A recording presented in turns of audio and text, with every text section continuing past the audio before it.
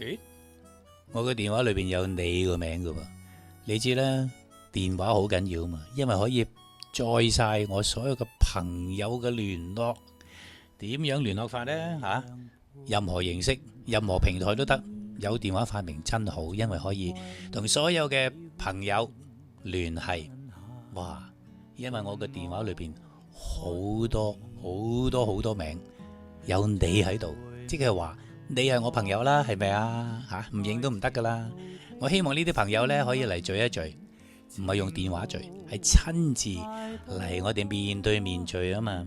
我有一個演唱會，其實係一個 party，叫做70大 show 演唱會，聽名就明白啦，係咪啊？咁啊到時呢，就又係 party，又係 show 嚟嘅，又係 concert 嚟嘅，咁所以呢，喺到時聚呢，帶埋個電話又得，唔帶都冇問題，因為現場可以聽到好多你喜歡嘅歌，講翻你好多以前嘅往事。